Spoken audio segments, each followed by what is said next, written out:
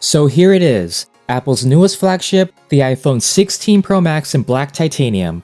I've only had it for a few days, so I'm not quite ready for a full review just yet. But today, I wanted to share my unboxing and first impressions, so let's get started.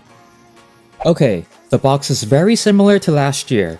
It's a white box with a picture of the phone, and you can already see how thin those bezels are. I noticed the box is a bit slimmer than last year's, but slightly wider and taller. Inside, we have the new iPhone 16 Pro Max in this beautiful matte black finish. Apple claims it's a darker black this time, but I can't compare since I went with blue last year. Let's set the phone aside for now and see what else is in the box. We have a braided USB-C to USB-C cable, which is now in an oval shape instead of a usual circle. If only it were color matched. There's also some pill-shaped paperwork. And that's it. No more Apple stickers, just like with the M4 iPad Pro. If you're interested in the iPhone 16 Pro Max, I'll link it in the description box below. Alright, taking a closer look at the phone, it's noticeably bigger than last year's iPhone 15 Pro Max. Side by side, it's a bit taller and wider. It's supposed to be heavier, but I don't feel the weight difference. The back still features that textured matte glass, and the sides now have a microblasted titanium look. Not sure if you can see it on camera though. On the bottom, we have the speaker, USB-C port, and mic. The left side houses the action button and volume, while the right side has a power button and a new camera control, which I'll get to in a minute. This replaced the 5G antenna cutout, so I'm guessing it's integrated in the other antenna lines.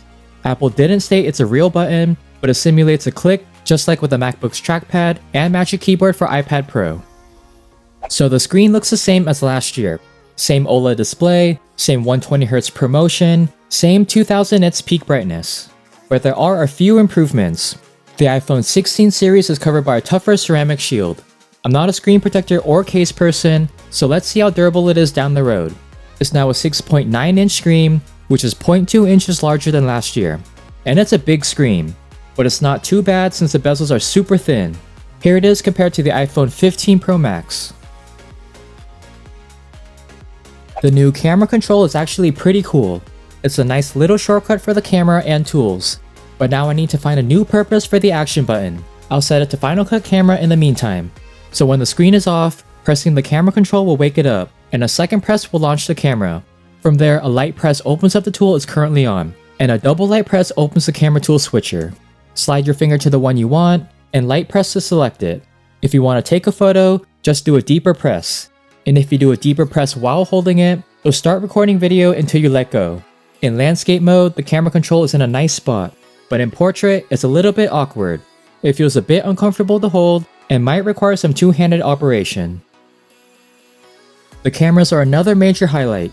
We have a new 48 megapixel fusion camera and a 48 megapixel ultra-wide. I took a few test photos, and they look nice.